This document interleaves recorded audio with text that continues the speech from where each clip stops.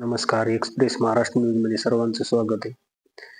जी कालपासून जी घटना परळीमध्ये घडतीये, ज्या घटनेचा आपण निषेध करतो, कारण जो लोकांची हत्या करणारा, लोकांसाठी लोकांच्या जमिनी लुबाडणारा, लोकांच्या कित्येक दुकानं लुबाडणारा, कित्येक जणांना धमकवणारा आणि लोकांची निर्घृणपणे हत्या करणारा एक हत्याऱ्यासाठी परळीकर रस्त्यावरती उतरले आणि ते एक समाजसुधारक आहे, आमचा अण्णा समाजसुधारक आहे हे सांगत होते.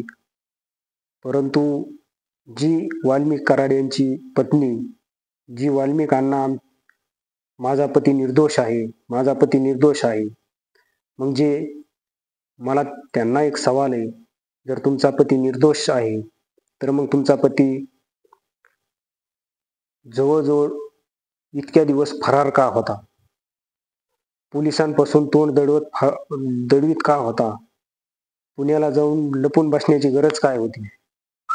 दुसरी गोष्ट, तुम्ही ज्या अर्थाने सांगताय की माझा पती हा निर्दोष आहे आणि लोकांना रस्त्यावरती कोर्टासमोर बसवताय, रस्त्यावरती येत आहेत, कारण आता रस्त्यावरतीही येऊन उपयोग नाही, कारण वाल्मिक अण्णा ह्यांना आता 302 मध्ये मोका हा लागलेला आहे.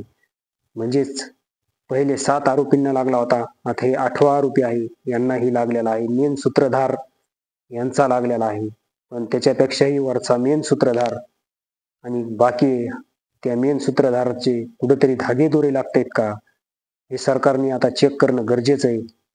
आणि ह्या अशा आरोपींना फाशीची शिक्षा देणं खूप अत्यंत गरजेचं आहे.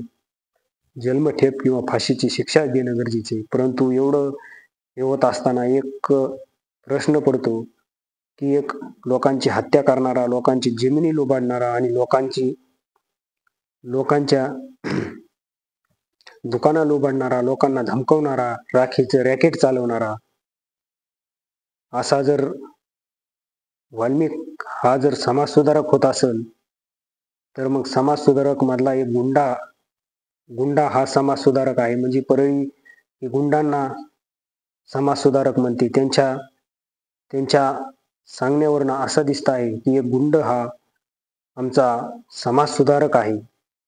आणि दुसरी गोष्ट पाहायला गेलं तर ज्या आडून आंदोलन केलं जातं की काल आमचा अण्णा समाजसुधारक आहे, आमचा अण्णा खूप मदत करणारा आहे, हे सांगून टावरवरती काहींनी कुठं पेट्रोल अंगावर टाकून घेतलं, काहींनी पोलीस स्टेशन समोर ठिय्या दिला. ज्या आई त्या पोलीस स्टेशन समोर बसली, मला त्या पत्नीला आणि त्या आईला एक सवाल आहे, कारण जर तुमचा अण्णा समाज सुधारक आहे तर मग आज तुमचा मुलगा जातोय, तुम्हाला हळहळ लागते, तर तुमच्या मुलाने कित्येक मुलांचे आजपर्यंत खून केले, ह्याबद्दल तुम्हाला कधी हळहळ वाटली नाही का? मग आज तुमचा मुलगा गुंततोय म्हणून तुम्हाला हळहळ वाटते, तर मग तुमचा लोकांच्या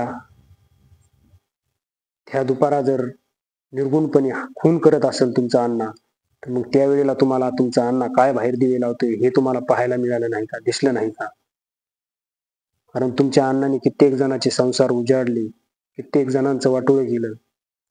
एक 4 टकूची टोळके बसून तिथल्या व्यापाऱ्यांवरती दबाव टाकून दुकानं बंद केली आणि दुकानं बंद करून आम्ही या बंदला प्रतिसाद आहे, आमच्या अण्णा मोका लागल्याबद्दल आम्ही निदर्शनं करतो. आजही कोर्टासमोर तेच केलं. आज तुम्ही कितीही सोंग केली तरी त्या सोंगांचा आता उपयोग होणार नाही, कारण जी घटना तुम्ही हीच असे भिकारचोट चाळे पहिले करण्यापूर्वी जर ह्यांना जर आधीच ठेसलं असतं तर आज इथपर्यंत ही गोष्ट आली नसती. एक निर्दोष सरपंच गेला नसता, त्या गावाचा एक आदर्श सरपंच गेला नसता. तुम्ही जी गोष्ट करताय ती खऱ्या अर्थाने तुम्हाला आरोपींना वाचवण्यासाठी प्रयत्न करताय, परंतु जो वाल्मिक अण्णा हा गुंड प्रवृत्तीचा व्यक्ती आहे, त्याच पद्धतीने त्यांच्या घरातले सुद्धा त्याला एक समर्थन करणारे ते सुद्धा त्यात आरोपीच आहेत. आणि ज्या अर्थी ते आंदोलन करायला बसतात त्या अर्थी त्यांना त्याला पूर्ण ह्या कृत्य करण्यामध्ये यांच्या घरच्यांचंही समर्थन होतं असंही दिसतंय.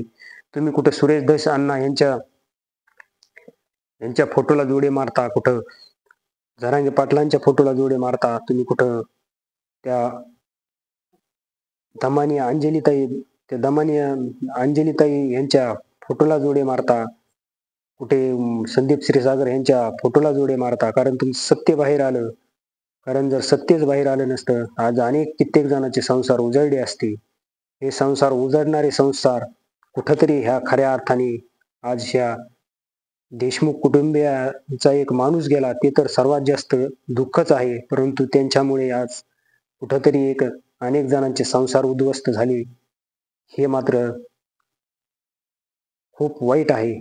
शेवटी जाता जाता एवढंच सांगतो की परळीकरांनी अशा खंडणीखोर शेतकऱ्यांच्या हार्वेस्टरच्या मशिनीचे पैसे खाणारा, राखेचा गबाड लुटणारा, प्लॉट लुटणारा आणि लोकांच्या जीवावरती उठणारा जर असा समाजसुधारक तुम्ही पोषित असताल तर हे मात्र तुम्ही सुद्धा त्याच वृत्तीचे आहेत आणि तुम्ही सुद्धा त्याच्यामध्ये सहभागी आहेत असंही म्हटलं तरी वावगं ठरणार नाही.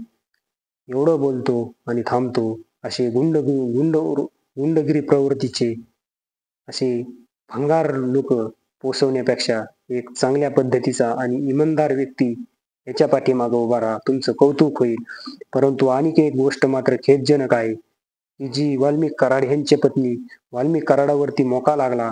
आज मोका लागलेला असतानाही जात जात जात हाच शब्द त्यांच्या तोंडातून पडतो. म्हणजे या जातीवाचक ह्या गोष्टींनी तुमचा उलट जास्त घात केला. तुम्ही जर जातीवाचक शब्द किंवा माझी जात म्हणून जर हा तुम्ही जो आजपर्यंत करत आलात तेही आणि करायला लागला होता, हेच जर केलं नसतं तर आज कुठंतरी एक वेगळं परिवर्तन दिसलं असतं.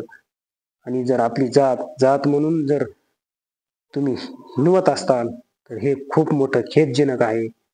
जातीच्या पाठीमागे उभा राहायला ह्यात दुमत नाही, परंतु तुम्ही तुमची जात म्हणून लोकांची जात संपवत असताल आणि लोकांना जात म्हणून हिणवत असताल आणि एक जातीचा आश्रय घेऊन एक आरोपीला वाचवत असताल तर हे खूप खेदजनक आहे.